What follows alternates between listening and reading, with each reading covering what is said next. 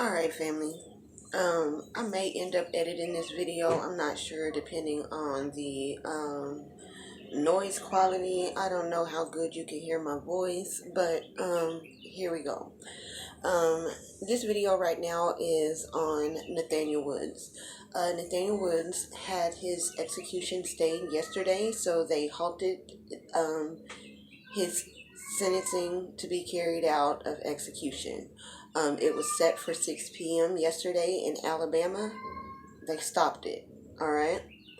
A couple of hours later, the governor went ahead and said, go through with it. All right. So at 9:01 p.m. on Thursday, March 5th in Alabama, Nathaniel Woods was executed for a crime that he did not commit. As far as I'm concerned, this was a public lynching. Here in 2020, we are still publicly lynching black people. All right. The incident that occurred in which the crime of murder against 3 police officers was committed, these officers were going to the apartment of Nathaniel Woods or his co-defendant to execute a misdemeanor warrant. All right, misdemeanor warrant. First of all, why does it take 3 officers to execute a misdemeanor warrant? This is not a felony warrant, a misdemeanor warrant. All right, so that's for starters.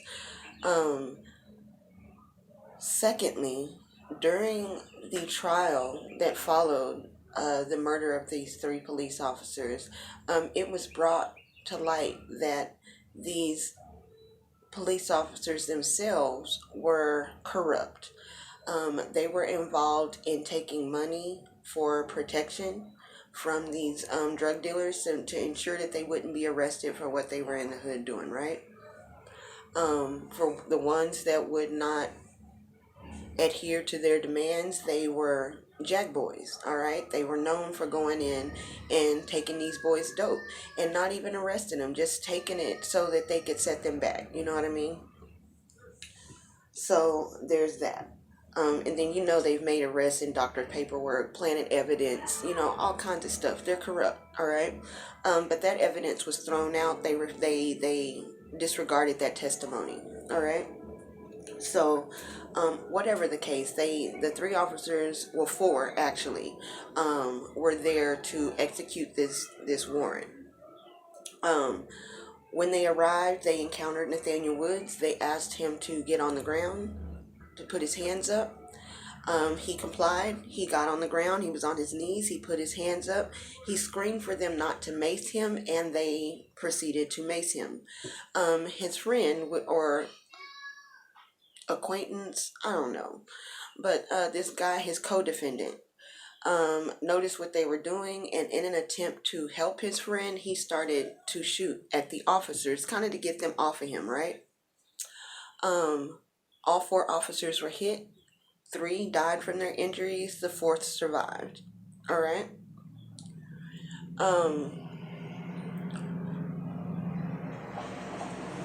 The co-defendant confessed. He testified on behalf of Nathaniel Woods that he was the trigger man. He said, I'm the one that shot. He said Nathaniel didn't even have a gun. But despite this testimony and the evidence, due to Alabama law, Nathaniel Woods was convicted and sentenced to death by lethal injection, because Alabama law states that an accomplice will be handed down the same conviction, and the same sentencing as the person that the crime was committed with. So, due to Alabama law last night, retaliation pretty much was carried out against Nathaniel Woods. During the trial phase, the surviving officer claims that it was a setup. that they were ambushed by Nathaniel Woods, that yeah, he knew they were coming, that he complied, but he only complied to get himself down, to get his head down out of harm's way, because he knew that they were about to be fired upon. All right.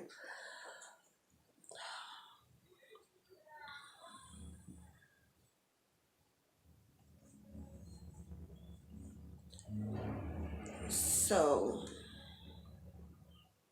he's gone. They executed an innocent man in Alabama last night.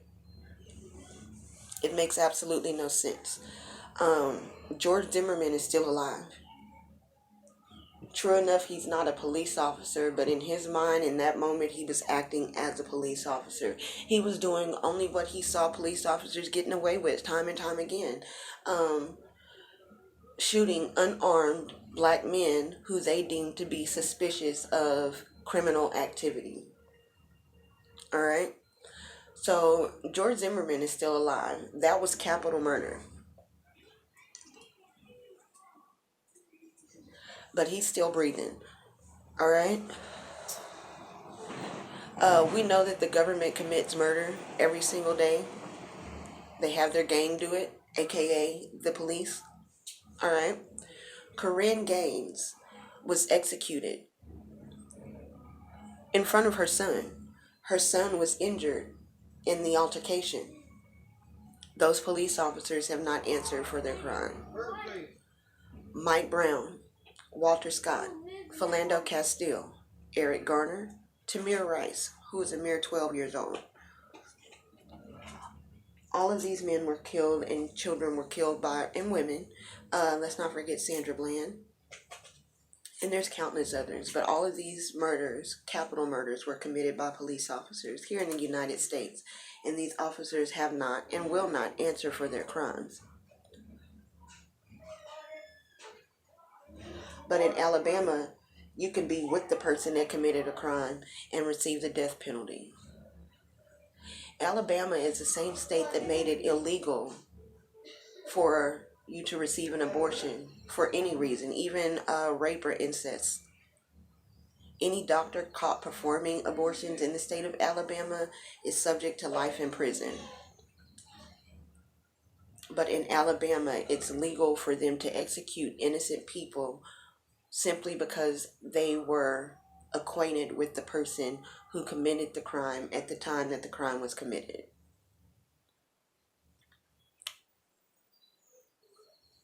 How is this legal? Why is this man dead?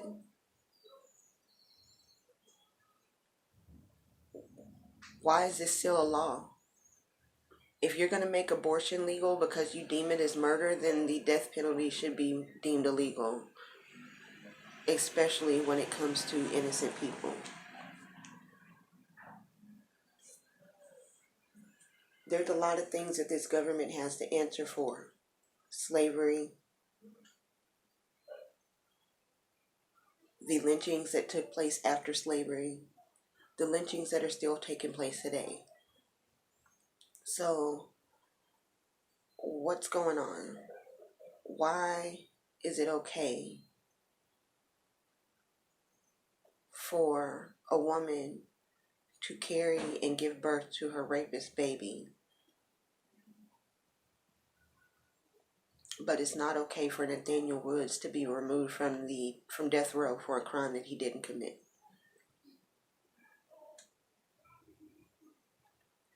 It makes no sense.